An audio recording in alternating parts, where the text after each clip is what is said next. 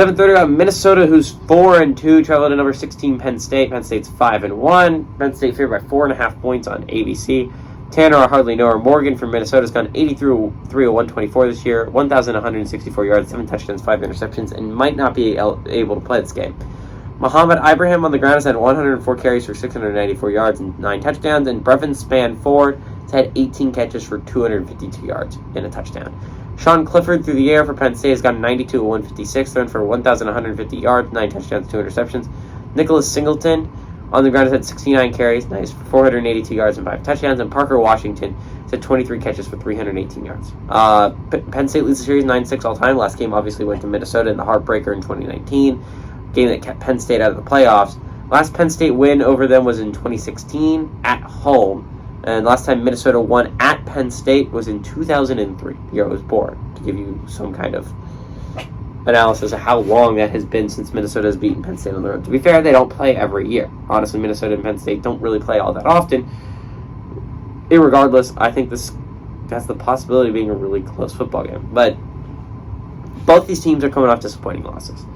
Minnesota got kind of their butts kicked against Illinois.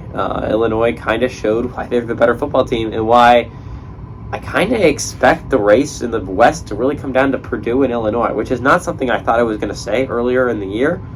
But Purdue is looking insanely solid right now. And Illinois looks like a really good football team and the only playoff-eligible football team left on that side. Penn State's coming off just a brutal loss against Michigan. A Michigan loss where you did not force a single punt.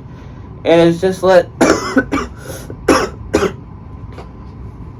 defense couldn't get a stop for the life of them. While they did get stops and they forced them to field goals at times, and they did get a pick six, not a single punt is a tough thing for a football team to do. Penn State's offense wasn't much better, right? They settled for some field goals in the red zone. Their only touchdown came off going for it on 4th down. And it came off of just Sean Clifford running all the way down the field. Sean only completed like 7 passes last week. That is not what you want if you want to win football games if you're Penn State.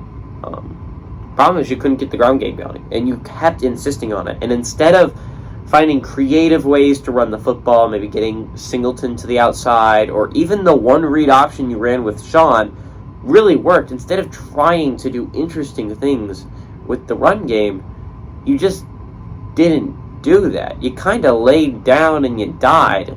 You kept forcing runs up the middle that just weren't working.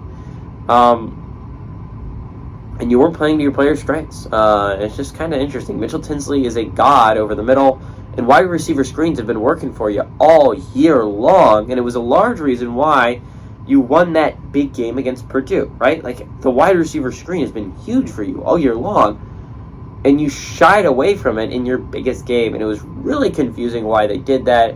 I mean, wide receiver screens have been working all year. Why go away from it? I understand trying to get other things involved, but, like, wide receiver screens have been so productive for you. I don't understand. I don't understand it at all. Penn State's a good football team. I stand by that. They might not be as good as Michigan. They might not be as good as Ohio State. I still believe they're a good football team. I still believe they are a 10-win football team. I don't think Minnesota is anymore. Minnesota's been disappointing, and if they don't have Tanner Morgan, this game's not even close.